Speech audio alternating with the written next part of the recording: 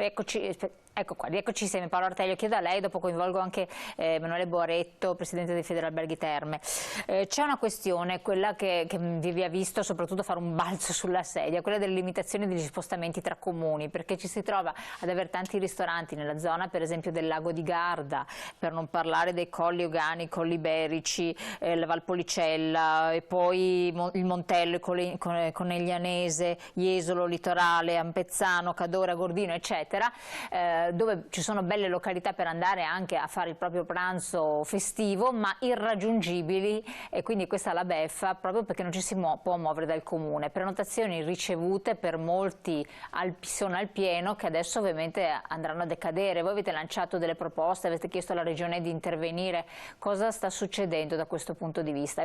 Leggo il messaggio e poi le do la parola. Conosco le Terme Euganei, mi sembra inammissibile che queste strutture siano in difficoltà a causa della non conoscenza del settore da parte del governo. E infatti quello che voglio dire, non è che sembra quasi che il governo abbia sotto mano soltanto Milano, Roma, le grandi città, che poi i cui ristoranti trarranno giovamento da questa situazione, perché ovviamente tutti si concentreranno dentro il comune, comuni grandi saranno bene, ma i piccoli comuni che magari vivono di queste cose saranno messi malissimo. E infatti quello che lei ha detto è perfetto. La situazione è che il governo, con quello che ha fatto, secondo me avrà il risultato opposto di quello che voleva, perché, come dice lei, si riempiranno completamente tutti i ristoranti e le situazioni delle città con numeri di abitanti importanti. Nei nostri paesi, dove abbiamo, come diceva lei, Valeggio, che è rinomatissima per i tortellini, la situazione della Lessigna, quindi potrebbe dire tutto il lago di Garda, ma anche nei piccolini paesi di Padova, di Vicenza, di tutti i paesi piccoli del Veneto, dove si poteva andare a mangiare con molta tranquillità e con ovviamente questa suddivisione, grazie all'entità forte che ha il Veneto sull'enogastronomia, che possiamo passare dai grandi nomi stellati all'ultima trattoria della nonna, che fa ancora delle pietanze incredibili con i gusti ancora che si stanno perdendo. Quindi avremmo potuto diluire questa situazione di persone che avrebbero potuto festeggiare e mangiare in tranquillità, ovviamente con i propri cari e con qualche amico, anche se non possiamo ovviamente con numeri elevati, basti tavoli da 4, ma si avrebbe potuto, mantenendo le distanze, dare ovviamente più tranquillità agli utenti e finalmente riuscire a fare una cosa anche con un certo sentimento e una certa cognizione, di non accentrare la gente tutta nelle città che hanno numeri incredibili, e sfruttare la grandissima rete di ristorazione che abbiamo in tutti i paesi del Veneto, quindi dando un aiuto alle aziende e in più dando una sicurezza a tutti quelli che potevano andare a mangiare, perché ovviamente si poteva dare le distanze di sicurezza e dargli tutta la sicurezza che si vuole.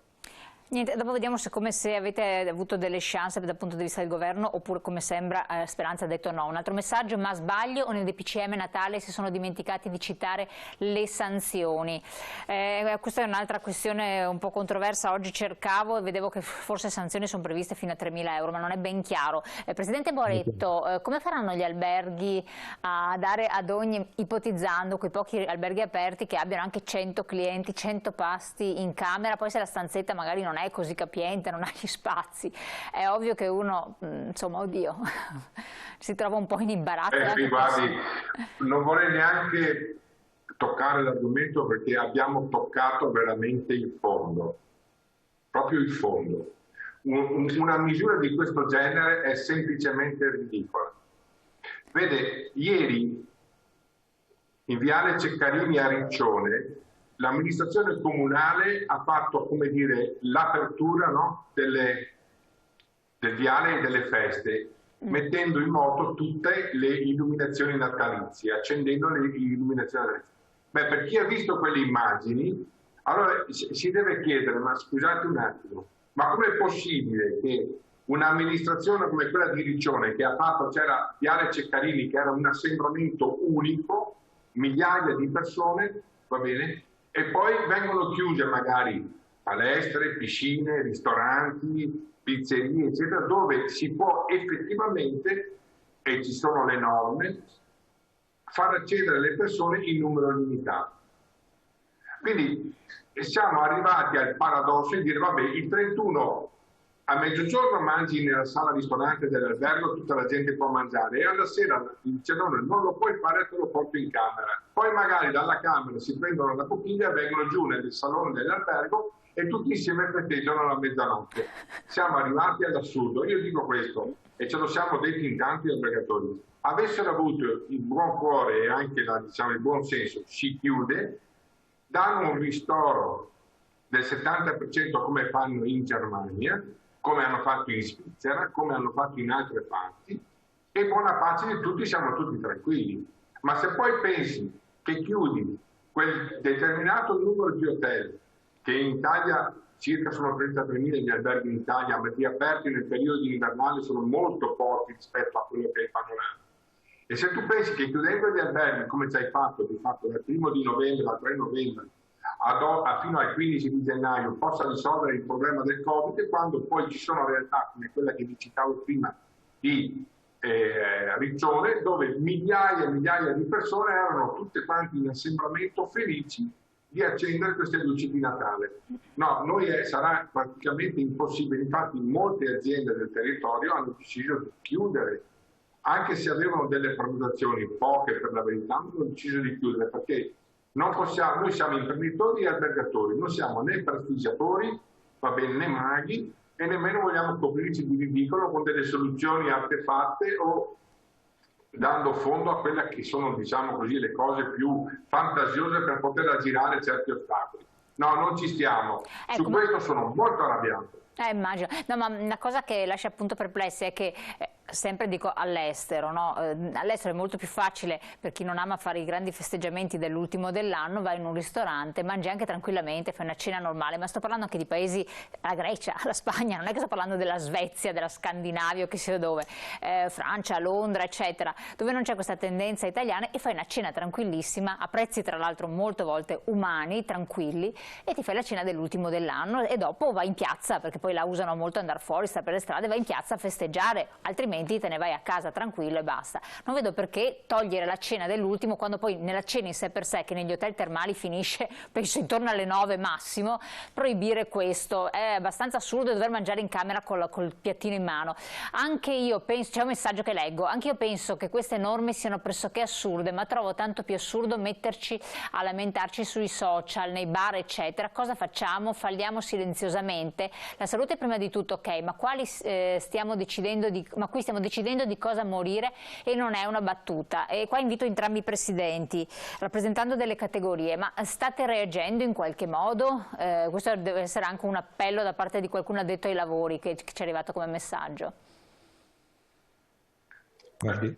Comincio io? Sì, sì. Prego, Presidente. Noi stiamo reagendo a tutti i livelli. Il prossimo passo che noi andremo a fare è questo, e probabilmente partirà prima di sera o domani questa richiesta. Allora, nel DPCM è stata scritta una data per la riapertura degli impianti sciistici. Sì. Bene, noi pretendiamo, perché a questo punto non chiediamo, noi lo pretendiamo dal governo, di dirci quale sarà la nostra data, ma non ce lo deve dire 24 ore prima. Ci deve dare il tempo di comunicare ai nostri ospiti, ai nostri clienti e a coloro che magari pensano di recarsi alle terre. Ci devono dire dal giorno X potete riaprire tutte le attività, perché vede, è un paradosso.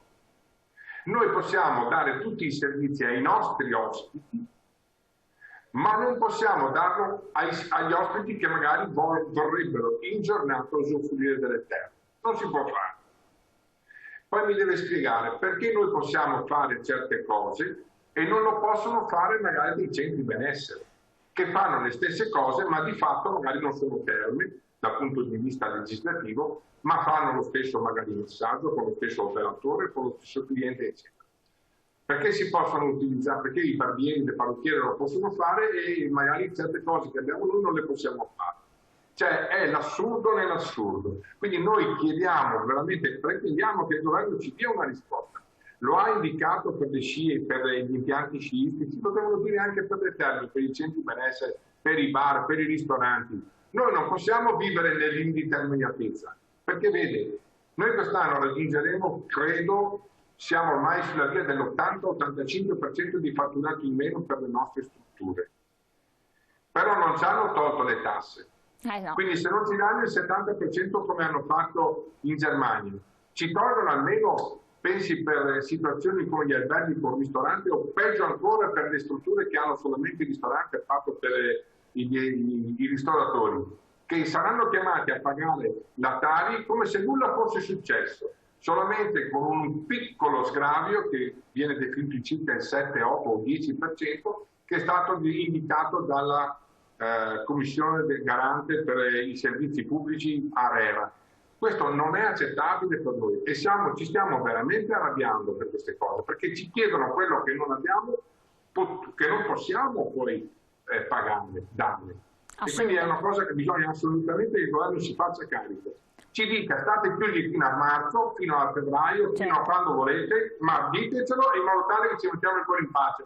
Non possiamo essere una fionda che viene caricata e discaricata, non si può fare così. Leggo un messaggio: il problema è che chi legifera non ha mai lavorato in azienda, spesso vivono in un mondo tutto loro, dato che ogni fine mese ricevono puntuale uno stipendio. E che stipendio? Allora, adesso do la parola anche a Presidente Artelio per quel che riguarda, con due parole, anche direttamente i locali da ballo, però devo andare prima in pubblicità, per cui mi scusi, qualche minuto pubblicità, poi do la parola anche a lei, così mi cita anche qual è la situazione o se avete avuto equi ristori anche per quel che riguarda la situazione dei locali da ballo, discoteche e quant'altro. Tra poco.